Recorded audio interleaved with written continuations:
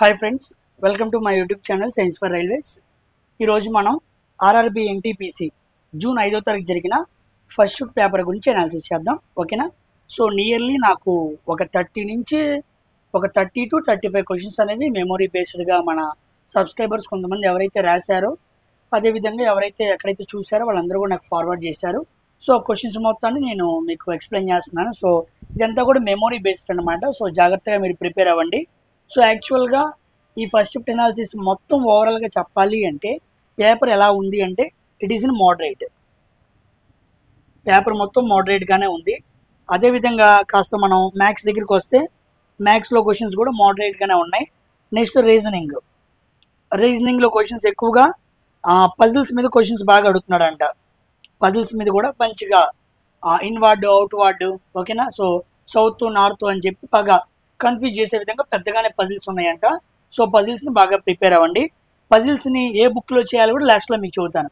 ఎన్టీపీసీలో మాత్రమే అడిగిన అన్ని పజిల్స్కి సంబంధించిన ఒక బుక్ ఉంది. ఆ బుక్ నేను లాస్ట్లో చెబుతాను. కంపల్సరీగా మీరు ఆ బుక్ని ఈ 10 రోజుల్లో మీరు బాగా ప్రాక్టీస్ చేయండి. ఆ రకరకాల డిఫరెంట్ టైప్స్ ఆఫ్ పజిల్స్ అన్నీ ఆ బుక్లో ఉంటాయి. అవన్నీ CBT1, CBT2 లాస్ట్ టైం అడిగిన ఎన్టీపీసీలోని పజిల్స్ అనమాట. ఓకేనా? సో అదేవిధంగా కోడింగ్ అండ్ డీకోడింగ్ మీద అటు ఇటుగా ఒక 5 క్వశ్చన్స్ వరకు వచ్చినాయి అంట. వాటిని కూడా మీరు చాలా జాగ్రత్తగా గమనించండి. ఇది కాకుండా ఇక జనరల్ అవేర్నెస్, మనం ముఖ్యంగా మాట్లాడుకోవాల్సింది ఏంటి? General awareness. దీంట్లో కరెంట్ అఫైర్స్ నుంచి ఒక 10 నుంచి 12 క్వశ్చన్స్ వరకు, అది కూడా 2024-25లో నుంచి అడిగిన క్వశ్చన్స్ కొన్ని ఉన్నాయంట.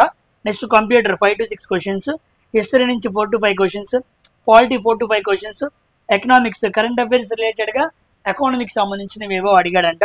నెక్స్ట్ జోగ్రఫీ 1 నుంచి 2 క్వశ్చన్స్ ఉన్నాయి. స్టాటిక్ జీకే ఒక 4 నుంచి 5 questions, and science 4 to 5 questions. ఇదనమాట ప్యాటర్న్. జనరల్ అవేర్నెస్ క్వశ్చన్స్లో ఎలా అడిగాడు, ఓకేనా? ఎగ్జామినేషన్ ప్యాటర్న్ అనేది ఎలా ఉంది అని మాట్లాడుకోవడానికి ఇది మర్చిపోక ఎగ్జాంపుల్ అనమాట.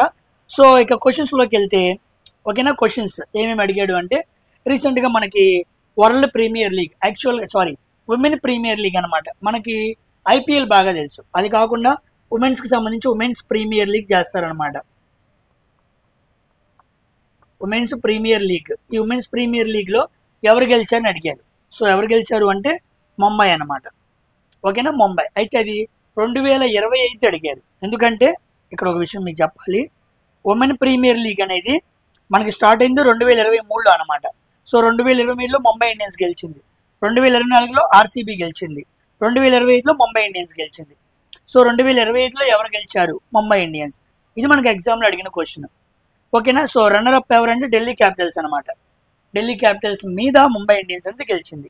ఓకేనా? సో ఉమెన్ ప్రీమియర్ లీగ్ ఎప్పుడు స్టార్ట్ అయిందంటే 2023లో స్టార్ట్ అయింది. దాని మీద ఒక క్వశ్చన్ అడిగాడు. తర్వాత ర్యాంక్స్ అండ్ ఇండెక్సెస్. ఈ ర్యాంక్స్ అండ్ ఇండెక్సెస్లో మనకి 2 క్వశ్చన్స్ అనేవి రావడం జరిగింది. నెక్స్ట్ స్మార్ట్ సిటీస్ సంబంధించి రీసెంట్ కరెంట్ అఫైర్ కూడా రీసెంట్గా రన్ అవుతుంది అనమాట. సో స్మార్ట్ సిటీస్కి సంబంధించి ఒక క్వశ్చన్ అడిగాడు అన్నారు. ఎగ్జాక్ట్గా క్వశ్చన్ ఐడియా లేదు. ఆర్గనైజేషన్స్ మీద కూడా క్వశ్చన్ అడిగాడంట. సో క్వశ్చన్ అనేది ఐడియా లేదు. నెక్స్ట్ సబర్మతి రివర్ ఎక్కడి నుంచి ఆరిజినేట్ అయిందని అడుగుతూ ఉన్నాడు. ఇదిగోండి, సబర్మతి రివర్ యాక్చువల్గా ఆరిజినేట్ ఎక్కడి నుంచి? ఇది ఆరావళి పర్వతాల నుంచి ఈ సబర్మతి అనే రివర్ మనకు ఆరిజినేట్ అయింది. సో స్టేట్ రాజస్థాన్ అనమాట. ఇది ఏ రాష్ట్రాలు కూడా ప్రవహింపజేసింది అంటే రాజస్థాన్, గుజరాత్. ఎక్కడ డ్రైన్ అవుతుంది అంటే ఎక్కడ వెళ్ళి సముద్రంలో కలుస్తుందంటే అరేబియన్ సీ అనమాట. సో వెస్ట్ ఫ్లోయింగ్ రివర్స్ నుంచి క్వశ్చన్ అడిగాడు అని అర్థమవుతుంది. సో వెస్ట్ ఫ్లోయింగ్ రివర్స్ అంటే Sabarmati, Mahi, Tapti, Narmada.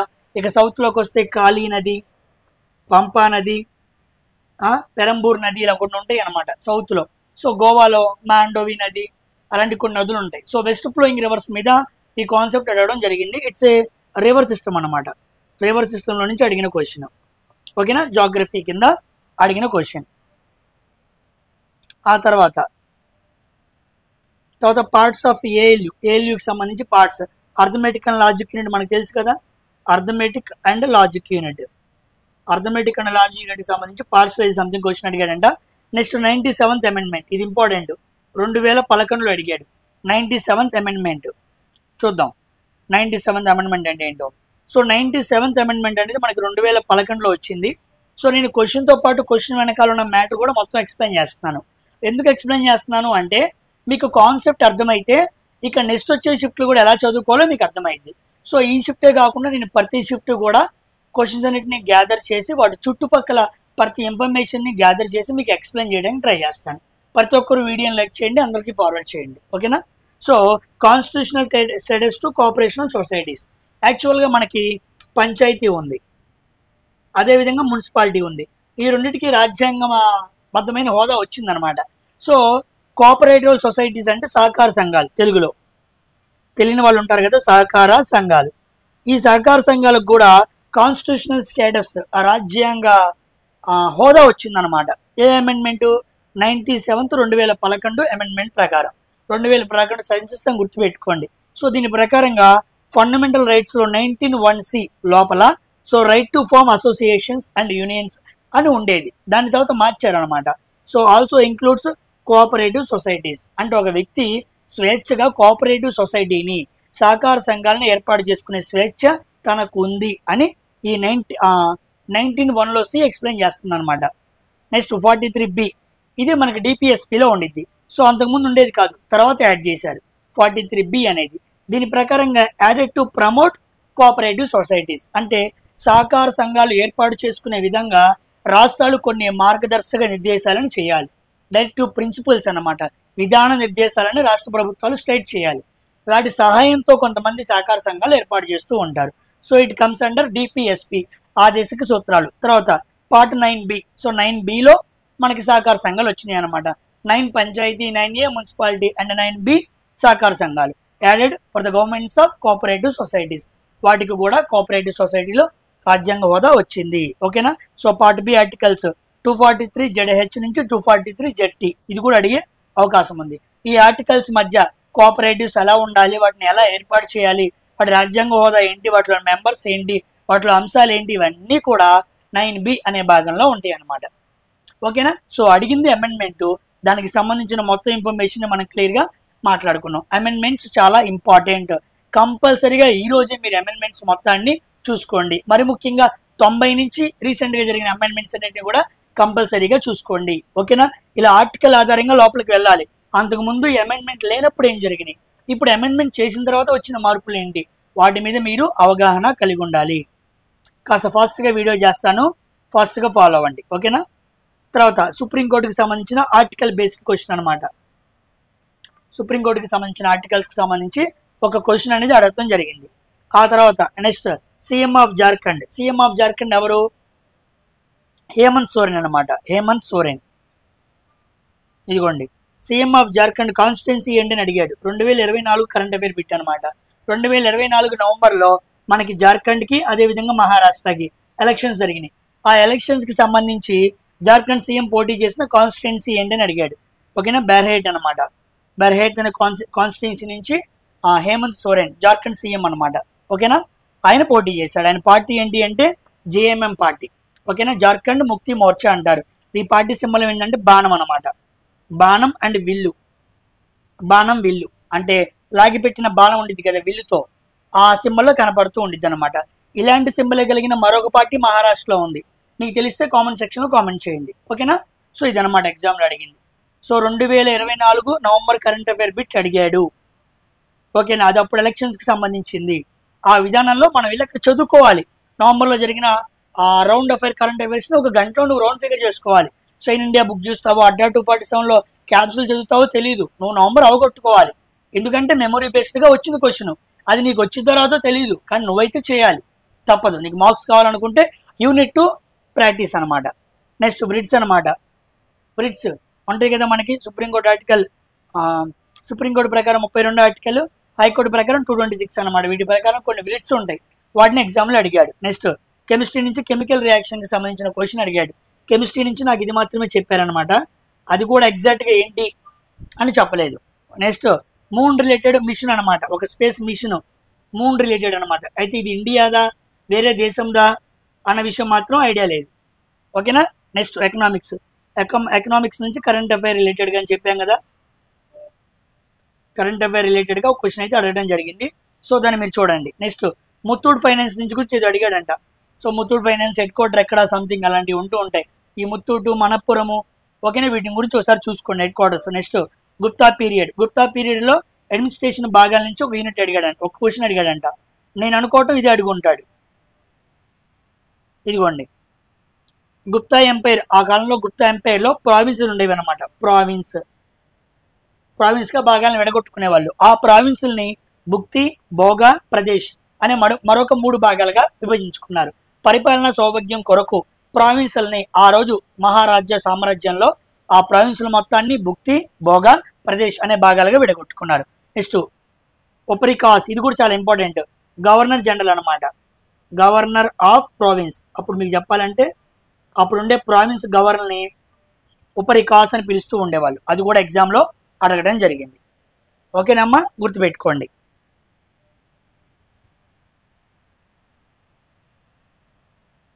Next FTP protocol, file transfer protocol. ఇది వెరీ వెరీ ఇంపార్టెంట్. ఆల్రెడీ నేను మీకు ఆర్ఆర్బి ఏఎల్పి సిబిటి 2లో కంప్యూటర్ గురించి చెప్పినప్పుడు చెప్పాను. ఓకేనా, అక్కడ మనం హై లెవెల్లో మాట్లాడుకున్నాం. ఇదిగోండి, ఇవన్నీ కూడా ప్రోటోకాల్స్ అనమాట. ఇదిగోండి, దీనిలో ఎఫ్టీపీ అడిగాడు, ఫైల్ ట్రాన్స్ఫర్ ప్రోటోకాల్. ఇవన్నీ చదువుకోవాలి. ఓకేనా, ఎన్టీపీ అంటే ఏంటి, ఎస్ఎంటీపీ ఇది బాగా అడుగుతుంటాడు. Simple mail transfer protocol. ఓకేనా, ఈ ప్రోటోకాల్స్ అన్నింటినీ కూడా ఒకసారి స్క్రీన్ షాట్ తీసుకొని మంచిగా రివిజన్ చేసుకోండి, లేకపోతే నెట్లో కొట్టినా మీకు వస్తాయి అనమాట. Protocols very very important. ఆ తర్వాత కాగ్ ఆర్టికల్ అనమాట. CAG article 148 to 151. కాగ్ ఒక వర్క్ ఏంటి, ఆయన డ్యూటీస్ ఏంటో అడిగాడు అనమాట. ఇదిగోండి కాగ్ ఆర్టికల్ 148 to 151. 148 కాగ్ గురించి తెలియజేస్తుంది. 149 డ్యూటీస్ ఆఫ్ కాగ్, ఆయన చేయవలసిన విధుల గురించి తెలియజేస్తుంది. 150 form and accounts related to union and state, రాష్ట్రానికి కేంద్రానికి సంబంధించిన నిధులని, అకౌంట్స్ని, ఎక్స్పెండిచర్స్ని కంట్రోల్ చేయడానికి, సో అకౌంట్స్ని ఫార్మ్ చేయడం అనమాట. నెక్స్ట్ ఆడిట్ రిపోర్ట్స్ అనమాట. ఖర్చులు ప్రభుత్వం ఎంత ఖర్చులు చేసిందని ఆడిట్ రిపోర్ట్ చేయడానికి కాగ్ అనే వ్యక్తి పనిచేస్తూ ఉంటాడు. ఓకేనా, సో సెంటర్లో కాగ్ తన రిపోర్ట్ని ప్రెసిడెంట్కి ఇస్తాడు. ప్రెసిడెంట్ తీసుకెళ్ళి ఎక్కడ పెడతాడు, పార్లమెంట్లో పెడతాడు. ఒకవేళ స్టేట్లో అనుకోండి, కాగ్ తన రిపోర్ట్ తీసుకెళ్ళి గవర్నర్కి ఇస్తాడు. సో గవర్నర్ తీసుకెళ్ళి ఎక్కడ పెడతాడు, స్టేట్ అసెంబ్లీలో పెడతాడు. అక్కడ దాన్ని చర్చిస్తారనమాట. ఇంత ఖర్చు ఎందుకు అయింది, ఇంత ఖర్చు ఇక్కడ చేయాల్సిన పని ఏంటి అని చెప్పి. అక్కడ అవకతవకలు జరిగితే దాన్ని కుంభకోణం అంటారు. ఓకేనా, నెక్స్ట్ కోఆపరేటివ్ సొసైటీస్, ఇందాక చెప్పాక 9B అనమాట. దానికి సంబంధించింది 2011 97th అమెండ్మెంట్. ఓకేనా, కంపల్సరీగా పాలిటీలో పార్ట్స్, షెడ్యూల్స్, ఆర్టికల్స్ కంపల్సరీ చూసుకెళ్ళండి. మ్యాక్సిమం క్వశ్చన్స్ వస్తాయి అన్నమాట. తర్వాత తఖ్త్ ఈ బుద్ధిస్ట్ మానిస్ట్రీ లొకేటెడ్, ఒక బుద్ధిస్ట్ మానిస్ట్రీ గురించి అడిగాడు అనమాట. అది పాక్లో ఉంది. ఓకేనా, తఖ్త్ ఈ బుద్ధిస్ట్ మానిస్ట్రీ. నెక్స్ట్ నేవా, ఇది కూడా కరెంట్ అఫైర్ బిట్ అనమాట. ఓకేనా, NeVA an app implemented for legislative councils in India. మన భారతదేశంలో ఉన్న శాసన మండలిలు ఉన్నాయి కొన్ని రాష్ట్రాల్లో. ఆ శాసన మండలికి సంబంధించి ఒక యాప్ని ప్రొవైడ్ చేశారు. నేషనల్ ఈ విధాన్ అంటారు ఆ యాప్ పేరు. దాని షార్ట్ కట్లో NeVA. It is a current affair bit, recent current affair bit అనమాట. ఇది కాదు, ఇది పాత కరెంట్ అఫైర్ బిట్టే, రీసెంట్ది కాదు.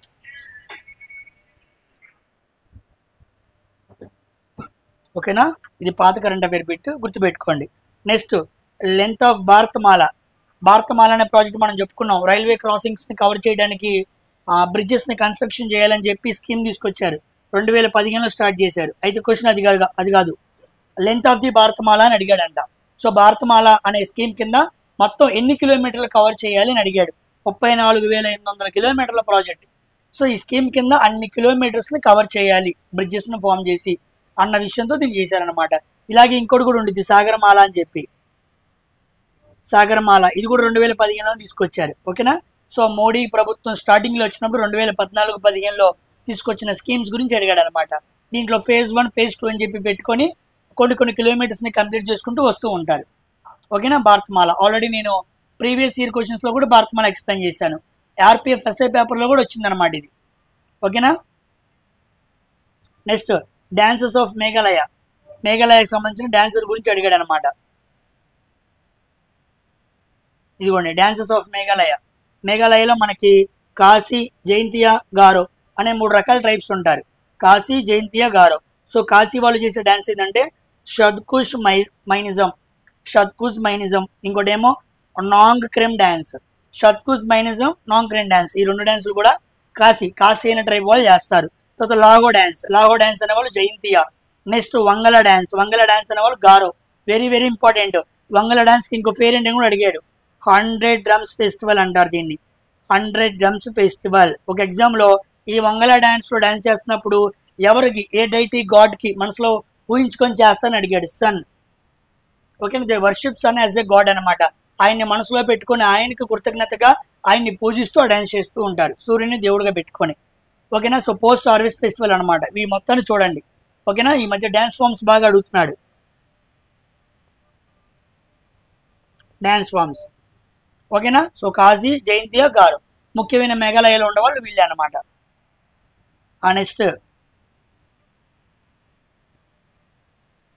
నెక్స్ట్ ఏమున్నాయి? What was not there before 1976 constitutional amendment. 1976 42వ రాజ్యాంగ సవరణ, మినీ కాన్స్టిట్యూషన్ అంటాం కదా, వాటికి ముందు లేనిది ఏంటి అని అడిగాడు. అంటే ఈ అమెండ్మెంట్ జరిగిన తర్వాత ఏదో కొత్తవి వచ్చినాయి, ఏదో ఒక ఆప్షన్ ఆ అమెండ్మెంట్స్ జరగక ముందు ఒకటి ఉందన్నమాట. సో వాట్ వాజ్ నాట్ అన్నాడు. 76 ముందుకు కానిది ఏంటి అని అడిగాడు. ఓకేనా, సో ఆప్షన్స్ ఆధారంగా మనం ఆన్సర్ చేయాలన్నమాట. Next, heavenly islands of Goa. గోవాలో హెవెన్లీ ఐలాండ్స్ ఆఫ్ గోవా అనే బుక్ రాశారనమాట. సో ఆ బుక్ని ఎవరు రాశారు? శ్రీధరన్ పిల్లై, గవర్నర్ ఆఫ్ గోవా అనమాట. రీసెంట్గా రాసిన బుక్ ఇది. సో గోవా గవర్నర్ శ్రీధరన్ పిల్లై అనమాట. సో ఏప్రిల్ కరెంట్ అఫైర్ అనమాట. 2024 ఏప్రిల్ అడిగాడు, 2024 నవంబర్ అడిగాడు. 2 కరెంట్ అఫైర్ బిట్లు. ఓకేనా. నెక్స్ట్, జూమ్ ఫార్మింగ్ అనమాట. దీన్ని జూమ్ అంటారు, జూమ్ ఫార్మింగ్ అంటారు. యాక్చువల్గా దీని గురించి చెప్పాలంటే మనకి జూమ్ ఫార్మింగ్ అంటే దీన్ని షిఫ్టింగ్ కల్టివేషన్ కూడా పిలుస్తూ ఉంటారు. షిఫ్టింగ్ కల్టివేషన్, లేదా ఇంకో పేరు చెప్పాలంటే స్లాష్ అండ్ బర్న్ అగ్రికల్చర్ అంటారు. స్లాష్ అండ్ బర్న్ అగ్రికల్చర్ అంటారు. అంటే ఏంటంటే ఒక ప్రాంతానికి కొంతమంది ట్రైబ్లు వస్తారు, ఆ పొలాన్ని తీసుకుంటారు, అక్కడ ఉన్న గడ్డి మొత్తాన్ని క్లియర్ చేస్తారు, పంటలు వేస్తారు, పంటల సారాన్ని బాగా తింటారు. ఎప్పుడైతే సారం అయిపోయిందో మొత్తాన్ని కాల్చేసి వెళ్ళిపోతారు. వస్తారు, క్లీన్ చేస్తారు, పంటలు పండిస్తారు, కాల్చేస్తారు, వెళ్ళిపోతారు. స్లాష్ అండ్ బర్న్ అగ్రికల్చర్, దీన్ని షిఫ్టింగ్ కల్టివేషన్ అంటారు. దీన్ని మన భారతదేశంలో ఒక్కో ప్రాంతంలో ఒక్కో పేరుతో పిలుస్తుంటారు. అయితే జూమ్ అని ఎక్కడ పిలుస్తారు అంటే ముఖ్యంగా అస్సాంలో పిలుస్తారు. సో అస్సాంలో జరిగే వ్యవసాయం పేరేంటి? జూమ్ వ్యవసాయం. సో అయితే అది అడగల క్వశ్చన్, ఆ జూమ్ వ్యవసాయాన్ని ఏ ట్రైబ్ వాళ్ళు చేస్తారని అడిగాడు. చూసారు, క్వశ్చన్ ఎక్స్టెండ్ చేశాడు. సో యాక్చువల్గా జూమ్ ఫార్మింగ్ నార్త్ ఈస్టర్న్ రీజియన్లో అస్సాం, నాగాలాండ్, మిజోరాం, మణిపూర్ లాంటి 4 రాష్ట్రాల్లో ముఖ్యంగా జూమ్ వ్యవసాయం చేస్తారు. అయితే అక్కడ ఏ ట్రైబ్ అని అడిగాడు. సో ఆప్షన్స్ ఉంటే మనం పెట్టచ్చు. ఆ ఆప్షన్స్ కూడా ఈ 4 రాష్ట్రాల్లో ఉన్న వ్యక్తులు సంబంధించి ఉండాలన్నమాట. ఎందుకంటే ఆ 4 రాష్ట్రాల్లోనే ముఖ్యంగా ఆ వ్యవసాయాన్ని చేస్తారు కాబట్టి. సో ట్రైబ్ తెలిస్తే, ఆ 4 రాష్ట్రాల్లో ఉన్న ట్రైబ్స్ తెలిస్తేనే మీరు ఆన్సర్ చేయగలరు, లేకపోతే చేయలేరు. ఓకేనా. ఈ వ్యవసాయాన్ని మన ఆంధ్రప్రదేశ్లో పోడు వ్యవసాయం అంటారు. ఏ వ్యవసాయం? పోడు. గుర్తుపెట్టుకోండి. నెక్స్ట్, డిపిఎస్పి ఆదేశిక సూత్రాలు దేనికి సంబంధించినవి అడిగాడు. They guide central and states అనమాట. యాక్చువల్లీ ఆదేశిక సూత్రాలు అనేవి ప్రజల సంక్షేమాన్ని, ప్రజలు చాలా చక్కగా సమాజంలో బ్రతకడానికి వాళ్ళకి అన్ని అందే విధంగా రాష్ట్రాలు, కేంద్రాలు ఏం చేస్తే బాగుండిద్ది అని చెప్పేవే ఆదేశిక సూత్రాలు. ఆదేశిస్తున్నాయి, కొన్ని సూత్రాలు ఆదేశిస్తున్నాయి, మీరు ఇలా చేస్తే ప్రజలు బాగుంటారు, సంక్షేమంగా ఉంటారు అని 36 నుంచి 51 వరకు రాజ్యాంగంలో 4వ భాగంలో ఆదేశిక సూత్రాలు ఉన్నాయి.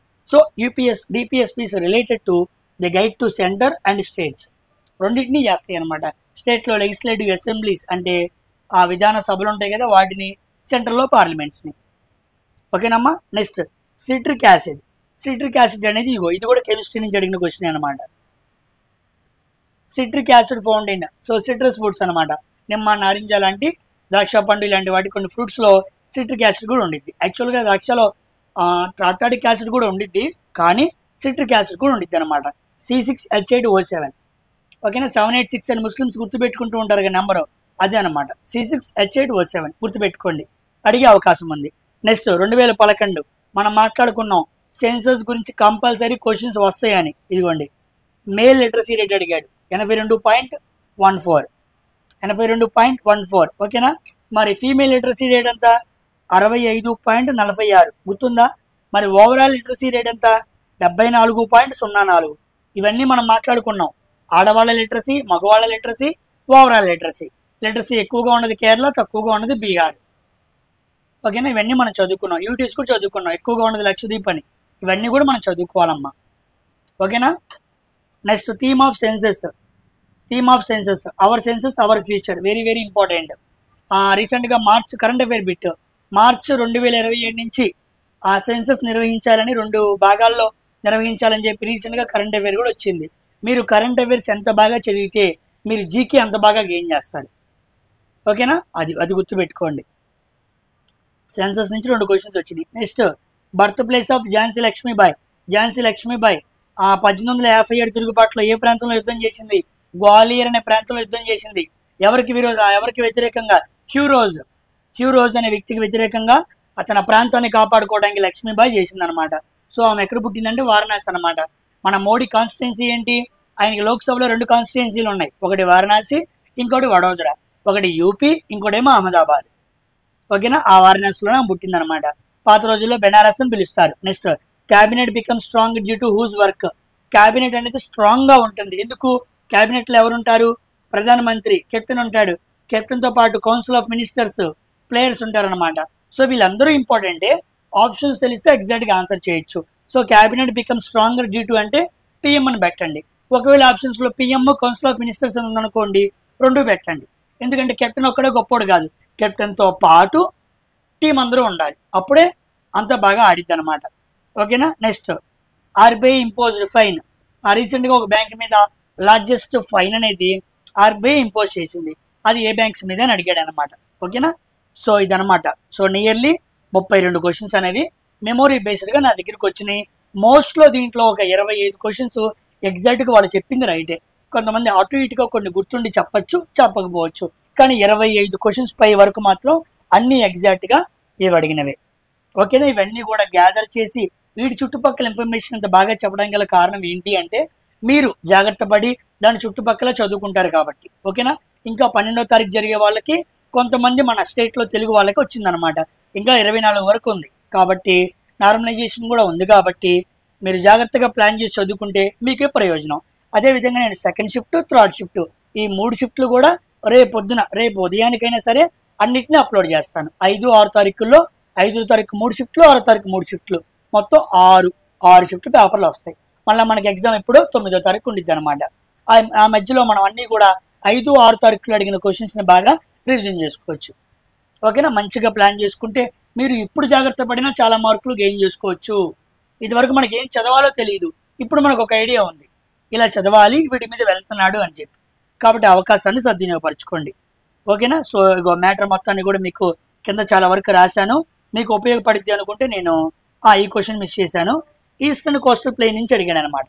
సో ఈస్టర్న్ కోస్టల్ ప్లెయిన్ అంటే తూర్పు తీరం అనేది దేని మధ్య ఉండిద్ది అని అడిగాడు. ఈస్టర్న్ ఘాట్స్కి, బే ఆఫ్ బెంగాల్. ఇదిగోండి, ఇది బే ఆఫ్ బెంగాల్, ఇది ఈస్టర్న్ ఘాట్స్.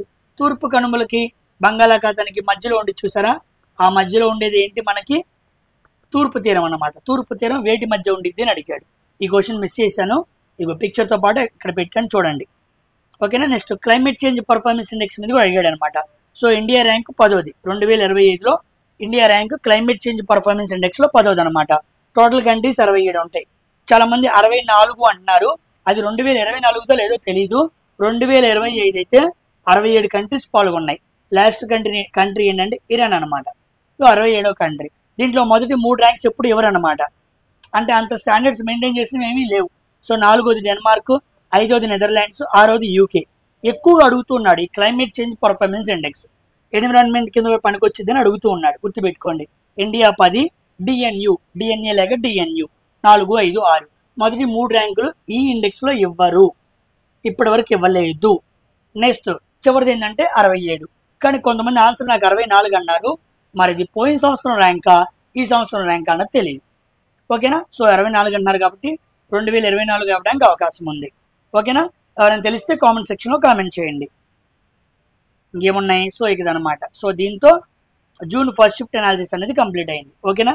సో ఈ పేపర్ని నేను ఈ పీడిఎఫ్ని నేను వీడియో అప్లోడ్ చేసే లోపు మన టెలిగ్రామ్ గ్రూప్లో పెట్టేస్తాను. ఎవరైతే టెలిగ్రామ్ గ్రూప్లో ఇంకా జాయిన్ అవ్వలేదో వాళ్ళందరూ వచ్చి జాయిన్ అయిపోండి. ఓకేనా. ఇలాగే షిఫ్ట్ 1, షిఫ్ట్ 2 అనాలిసిస్లు కూడా వచ్చేస్తాయి. మీరు జాగ్రత్తగా చూడండి, నలుగురికి షేర్ చేయండి. ఓకేనా. సో జాగ్రత్తగా ప్రిపేర్ అయితే తెలియని క్వశ్చన్స్ తెలిసే అవకాశం ఉంది. ఇంకా అర్థమెటిక్ రీజనింగ్లో ఎటువంటి క్వశ్చన్స్ అడుగుతున్నాడో నాకు తెలిస్తే వాటి గురించి కూడా మీకు ఎక్స్ప్లెయిన్ చేస్తాను. హార్డ్ లెవెల్ క్వశ్చన్స్ మీరు ప్రిపేర్ అయ్యారనుకోండి, మీకు మార్క్స్ గెయిన్ అవుతాయి. ఓకేనా? సో ఇక్కడైతే 65 క్వశ్చన్స్ నుంచి 72 క్వశ్చన్స్ వరకు మేము పెట్టామని చాలా మంది పర్సన్స్ చెప్పారు. ఓకేనా? అదనమాట ఈ పేపర్కి చెప్పిన వాళ్ళ స్కోర్ అనమాట. సో 70 నుంచి 75 మధ్య పెట్టుకుంటే మాత్రం ఏ ప్రాబ్లం ఉండదు. అలా పెట్టాలని రాయొద్దు. ఓకేనా? సో నీ పేపర్ ఎలా ఉందో తెలియదు, కానీ నీ పుషప్ మాత్రం మంచిగా ఇవ్వడానికి ట్రై చేయండి. మరొక వీడియోతో మరొక అనాలిసిస్తో మరొకసారి కలుద్దాం. Until then thank you very much for watching science for railways. ఓకేనా? యాక్చువల్గా నాకు వర్క్ ఉంది, కానీ మీకు అర్జెంటుగా చేయాలని ఫాస్ట్గా చేశాను. సో హడావుడిగా చేశానని నన్ను తిట్టుకోమాకండి. సమయం తక్కువ ఉంది కాబట్టి కాస్త నన్ను అర్థం చేసుకొని తప్పనిసరిగా ఈ వీడియోని అందరూ చూడండి. ఓకేనా? బాయ్.